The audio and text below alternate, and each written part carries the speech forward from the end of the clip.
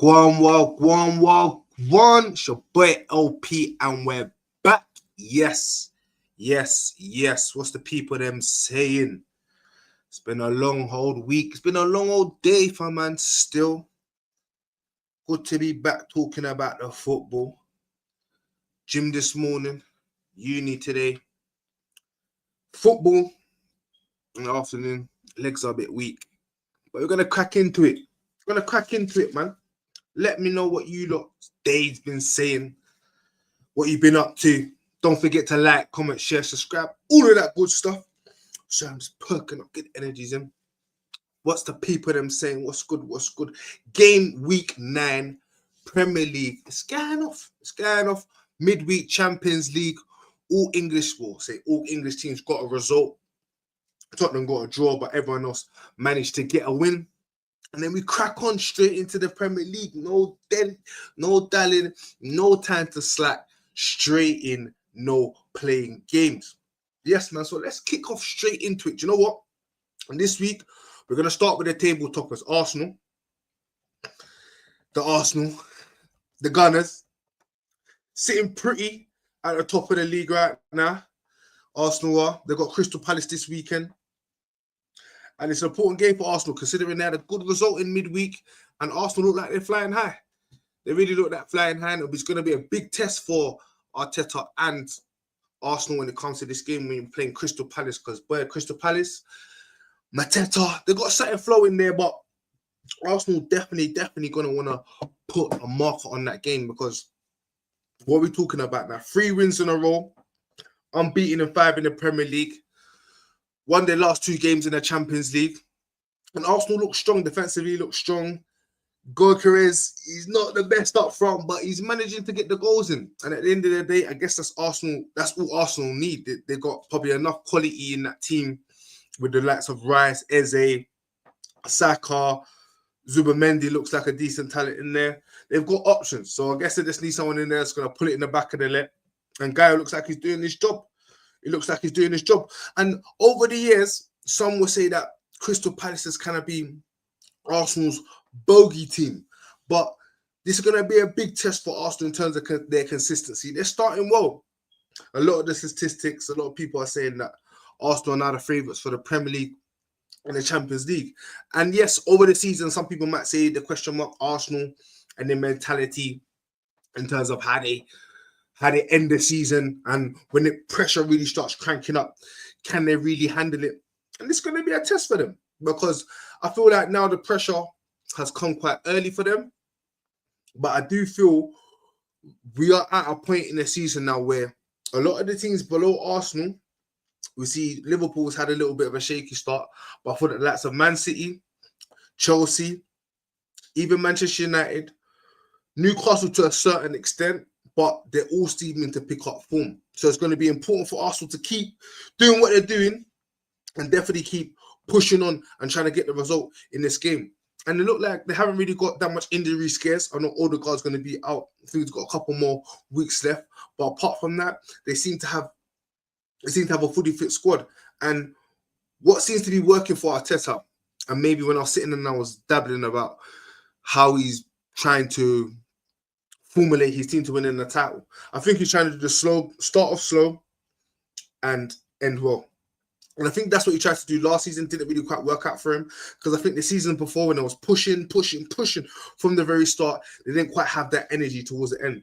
So I think with the added quality and the method of what they're trying to do and just trying to be a slow burner and not peak too early, I think that's what Arsenal are trying to do again. And I said again, for Arteta and for the club, not only for the players as well, but also the fans, are they going to be able to handle the pressure?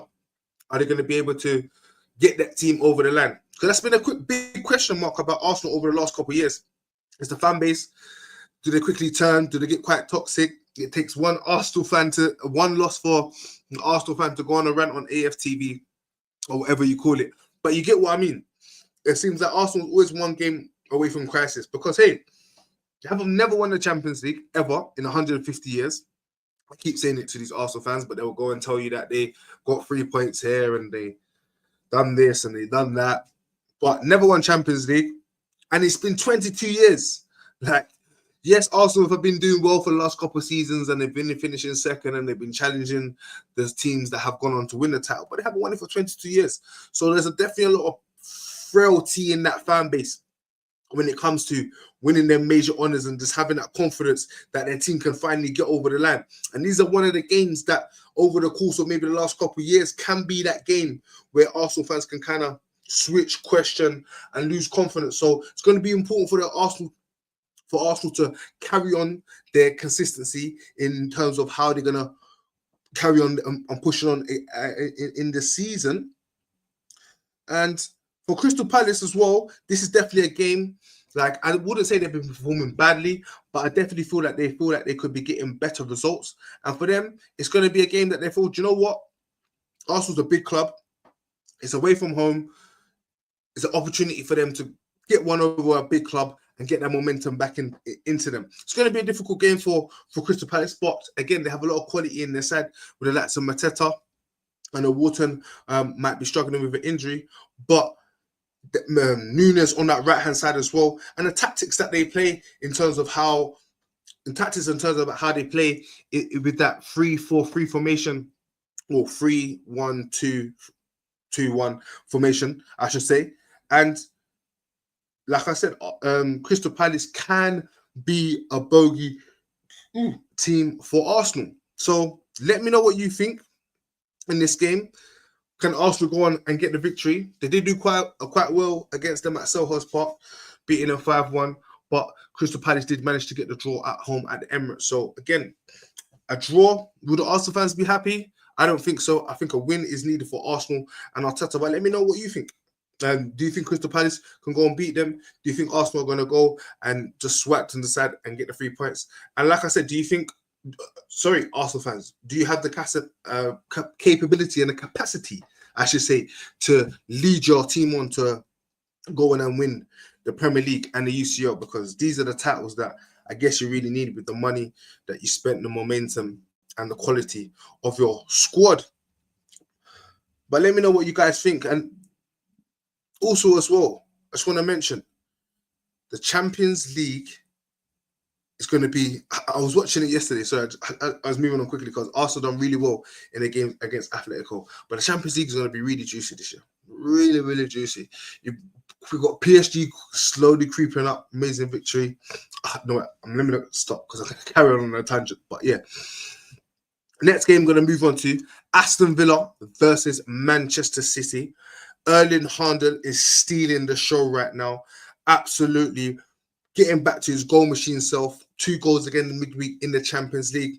Aston Villa have just lost. I think they just lost to, I think it was a Danish team.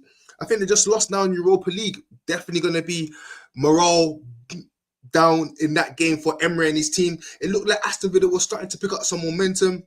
They got 5 wins in all competitions, but now this defeat is kind of wavering them. Emery, I feel like he has put all his eggs in this basket in terms of winning this trophy. He's got history, he's got heritage, and Aston Villa are a club that definitely feel that they have the capability to go and win this competition, getting so close in the Conference League. Definitely with the manager that they got and the squad that they feel that they have assembled, they definitely would feel that they would have a chance of winning the Europa League. So this defeat is definitely not going to be a good start. And then having Manchester City as your next game, you don't want to lose your game. And then your next game is against Pep Guardiola. So it's going to be interesting about how Aston Villa approach this game, because Emery's really going to want to have to change the culture and the mentality. Because one thing about, especially in today's football, Newcastle realised it the season before when they entered the Champions League. They tried to put all their eggs in that basket and they ended up missing out on Champions League. Subsequently, the year after they got it. But it's very important that now when you're in that Champions League or European spot, that you really don't want to lose it. So the Premier League is just as important as the European competitions that you're in. So for Aston Villa and Emery, they definitely have to think about themselves and how they're going to approach the season. Watkins not really firing. Ain't really heard much of Sancho in their attacking press. So they're going to need to switch on. They're going to need to click. But Manchester City definitely look like they're on a roll. Definitely starting to click. I thought is one of the dark horses maybe for the Premier League title. And I feel like with Erling Haaland, the way he is, like I said in the video before, if you've got one of the best strikers in the world, which I feel that he is at this current moment in time, then you've got the opportunity to go and win any trophy that you want. So Manchester City are definitely a dark horse, and I feel Pep Guardiola probably prefers it this way. Let all the pressure be on Arsenal. He's got the experience. He's won it before, and he will know what he's doing. So I thought Manchester City are very in a good position the way that they are in terms of how they're going to move forward in the course of the season. Yes, obviously, if they start picking up them points and end up being on the top of the table, then we all know what we expect will happen. But definitely Manchester City is a club that I feel, me personally, I feel like if anyone's going to win the title this season, if it's not Arsenal or my beloved club Manchester United, I do believe it will be Manchester City for some reason. Don't quote me on it. Let me know what you think. I might be chatting rubbish. Let me know who you think is going to win the Premier League title. Do you think Arsenal are just going to run away with it? Or do you even think my club, Manchester United, might have a sneaky chance? I'm just bantering you, but I do think you never know. I thought I did say Man United's next 10 games. We're going to move on to them next, but I did say Man United's next 10 games. If we work it right, you never know what could happen. You never know what could happen. But yeah, for Aston Villa and Manchester City, my prediction, I feel like Manchester City will go on and win this game. I think Haaland will continue his goal scoring form. And for Aston Villa, it's definitely going to be a game. I feel like they definitely need to get a result. I think a draw would be very good for them, but I do think it's going to be very difficult for Emery and his men, considering they've just lost the game tonight in the Europa League and then have to go play Manchester City on Sunday. So for me, I think Manchester City will go and win that game 2-0. Moving on to the next game, we're talking about Manchester United, my boys, Manchester United versus Brighton. I was just talking about this before in terms of Manchester United. Next 10 games are very, very important. We've got loads of winnable games. We've got a few difficult games. I think we've got Newcastle and Tottenham in there, but especially in the league and how everyone's been up and down, I definitely feel this is a chance for Emery and Manchester United to go on and just stake a claim. For me, once you're in it, like Emery said, right now, position with the momentum that we've got and how we've been performing, forget about the pay where we are at the table. Do not worry about that. Your utter focus has to be on the performance. Like, we have to perform. Like, every game just has to be, as long as we perform and we can grind out a result, 3 points preferably, then we will see where we are after 10 games. And then after we get past the Christmas period, then we can start adjusting and talking about where we might end up or where we can go. But from now to Christmas, after the next international break, it has to be game by game. But Manchester United have definitely put themselves in a very good position. Like, the issue was we wasn't getting the results, but the performances was there. The stats prove it. We've been doing, Amarin has changed Manchester United in terms of the way that they play, especially over the last couple of games. We can see now he has the capability of playing a low block. I don't really like to call it a low block. I like to call it a semi-low block, Gegen press, where you know when to press the ball, but you allow the opposition to have the ball a bit more. And at the same time, in other games, we can have the ball a bit better, move the ball around the pitch better, have more control and create opportunities that way. But I really like, and also apologize, because in the game against Arsenal, when he played Cunha up front, I was absolutely fuming about it. I was thinking, why did he do it? What is he doing? It's just getting into the Manchester United malarkey. But then I saw him against the last game playing up front against Liverpool, and I was like, okay, now I understand. Obviously, Amarin sees him in training every day. He knows much more of his qualities than I do. And when I saw him playing in the way he played against Liverpool, I totally understand. And in a game like that, where we're not going to have a lot of the ball, when we do get the ball, we need to get up the pitch and we need to be effective in our runs and what we're doing with the ball. Cunha, absolutely outstanding in that position. And definitely in that game when you are away, and it's a bit difficult, and you're playing against me even at home, where you may be playing a team that are just at this current moment maybe on better form than you, are producing better performances, then you can do that, because we definitely have the quality on the other side to play the ball and have the options of a striker like Sesko and players that will score lots of goals. So for Man United, it's very, very important this game, because Brighton is going to be a hard test for us. It's definitely one of our bogey teams. Manchester United haven't failed to win in Brighton. I think we haven't failed to beat them in the last 4 games. I think in our last 6 games, we've only managed to get 2 victories. So Man United definitely struggling when it comes to playing against Brighton. Brighton will have all the confidence coming against us, winning their last game as well. And I feel like they will definitely want to state their mark at Old Trafford. Who doesn't want to? Manchester United players know that every time teams want to come to Old Trafford, they got a point to prove. And considering how Manchester United have been over the last couple of years since Ferguson left, is all guns are blazing. But this season we have been performing well. 3 consistent victories at home in the Premier League. So hopefully we can continue that form. Hopefully Amarin can continue what he's doing and we can go out there and put a good performance. And for me personally, I think we can go and win that game. Clean sheet, Lemons, Aura, absolute wonderful keeper. You know when you got a keeper and you just know he's a keeper. Like, you know he's a keeper. Like he's a keeper. And you know when you got a keeper, you're gassed. Like, you're gassed. Like, you know, so you're safe. Like, everyone loves a good keeper. And I think Manchester United have finally got themselves a good keeper in Lemons. So that's giving me a major confidence. I feel like the defense, we got good defenders as well. So definitely have confidence in terms of us keeping a clean sheet again in that game against Brighton. And definitely will stake a marker for Man United moving forward in their next few games. Moving on swiftly from that, my prediction in that game, I think Man United will win 2-0. Next game, we're going to talk about Chelsea versus Sunderland. Chelsea performing very well. 3 victories now. Amazing performance in the Champions League. 4 goals up before half-time. A lot of question marks about Chelsea when Palmer got injured and lost a few games. Managed to pick it back up.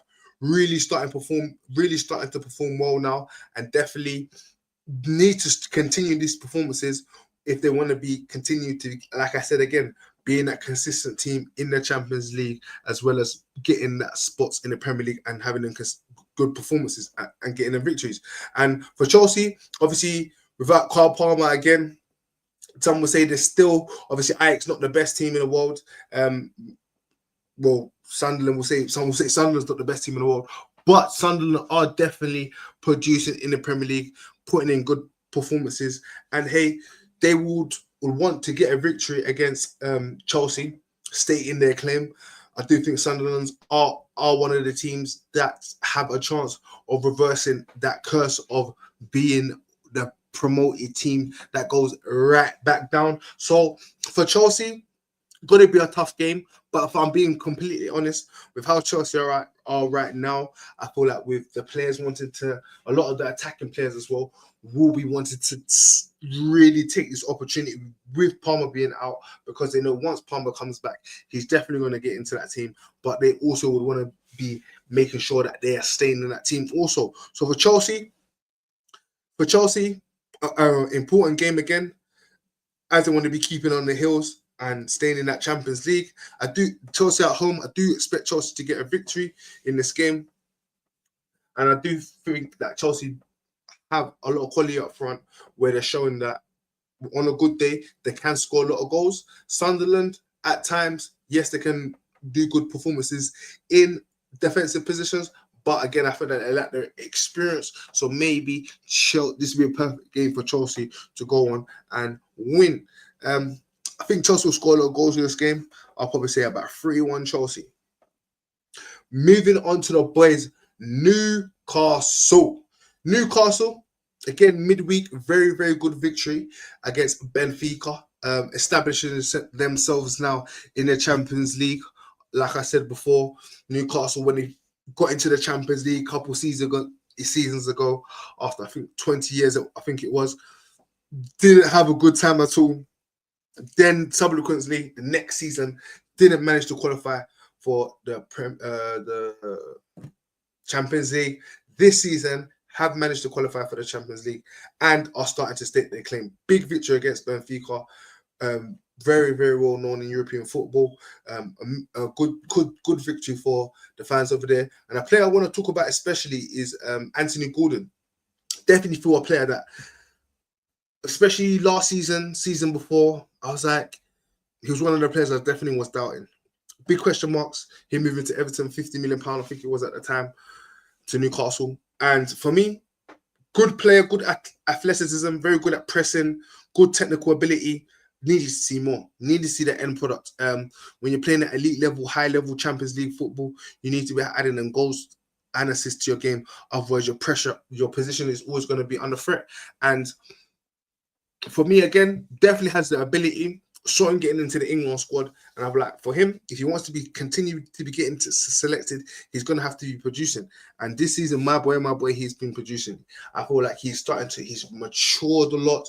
He does still have that bit of rationale about him. I think he's got a red card this season, but you don't really want to take that out of a player. But yeah, his quality really good. Can go right, go left, can create chances, makes great runs, gets himself in good positions.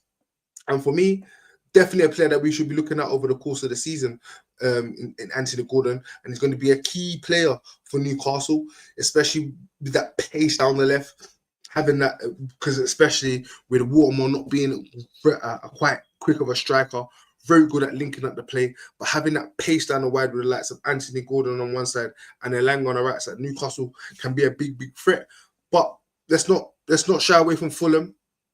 I know the last couple of games not been up to scratch, but Fulham are the type of team that they find a way. They can beat big teams. They can lose against the lesser teams. They can lose against the lesser teams, and they can beat the big teams. With Fulham, it's all about how they turn up on the day. Good squad, good consistency. I think their manager Silva is definitely going to want to be getting on the right side of getting the good results, because the last couple of games really haven't been good at all. But yeah, this game here, I do think for Newcastle, they have more ability to play on a counter attack and attack Fulham defensively. And for Fulham, it's going to be important for them to come over the crowd, because it's a very hard place to go at Goodison Park. But I think, considering the good fact of that Champions League and that win and the fans over there, I think it might be a difficult day for Fulham. And I do see Newcastle going, getting a narrow win, maybe a slight 1-0 win. Moving on quickly, we've got Everton versus Spurs. Two teams that I feel similar positions, up and down. Spurs obviously being in the Champions League as well. Some may say disappointing result. Some may say good result, 0-0 against Monaco in midweek. With Spurs, again, goals may be the problem. Haven't really got someone out and out that's going to get them the goals that they need game in, game out, with the likes of Harry Kane. They have got other options. Again, kudos to player. Obviously, is a player that we know is an amazing talent, but we know that needs to produce more. They've got Ben Johnson. Sometimes he produces, sometimes he doesn't. Same with Richarlison, and having few injuries elsewhere with the likes of Kuleveski and Madison, who's on a long-term injury. So for Spurs, it's going to be very interesting defensively. Very good. Don't concede a lot of goals. George Spence, for me, has been probably one of the players of the season. Honestly, I think he's been playing absolutely outstanding, out of position as well. Not a natural left back, but definitely performing as one of the best players in the league, in my opinion. So again, Everton at home, been very good at home this season. David Moyes and the fans definitely been on side. Jack Grealish will be back. Was able to play last week against Manchester City due to him being eligible, whereas on loan. So Jack Grealish will be back. Everton will be buzzing, playing at their new ground, and Spurs is definitely going to have to go over there and get a victory. They don't want to start going on a slippery slope, because right now in the Premier League there's a lot of competition for positions. Every game is an important game. All these 3 points are crucial. So Everton and Spurs definitely would want to go and get a result. I do feel a draw maybe won't be a bad result for them, but they definitely do need a victory. But for me personally, I think this game will end up on a draw, simply because I feel like the two teams have similar quality. I feel Everton will be more fresher, could go on and nick it, but I feel like Spurs will go on and hold out for the draw. Moving on, before we wrap up the show, we'll end the show with Brentford versus Liverpool.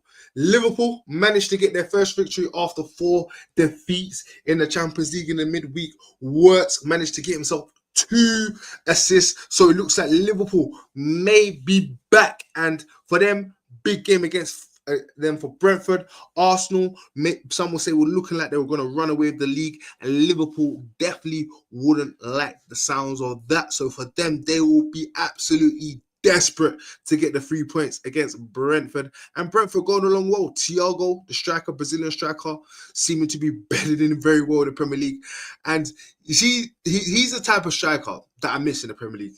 He reminds me of the Yakubus, the Vidas, like that, you know, them strikers that they're just there causing you a problem, manage to get them goals to the Defoes, the Luars, the Darren Bents. They're just there, they just get the goals. They might be a bit not the best technically, but they will work hard and they will finish, yeah, when they get their chance, yeah. And sometimes they might have a wayward shot and whatnot, but you know what, it's very entertaining to watch, and I think like he's definitely got the Brentford fans on side. He's a player that definitely could cause a shock for Liverpool tomorrow. So definitely Liverpool will be looking out for him tomorrow, Thiago, the Brentford striker. But I do feel with Liverpool, that victory on the midweek in the Champions League, big win for them with the likes of what I said again, getting 2 assists. And I do feel Liverpool and Slot will want to be carrying on that form. They do need to be carrying on that form, like I said, with Arsenal running away with the league. So I do see Liverpool going on and getting the victory in this game. Normally do well at the City Stadium, so I do think Liverpool going to win this game. I'll say maybe 2-3-0. No, let me say 3-1 because I do feel Thiago will get a goal. Let me know what you guys think. Thanks for joining in. Thanks for locking in. Don't forget to like, comment, share, subscribe. I am on TikTok. I am on Instagram. It's all here. Just tap it. Don't forget to hit the bell as well. Thanks for tuning in, and I really appreciate it. Really appreciate you guys. Enjoy the weekend. Enjoy the football. Drink responsibly. Bet responsibly. Boom. I am out. Let's go, buddy.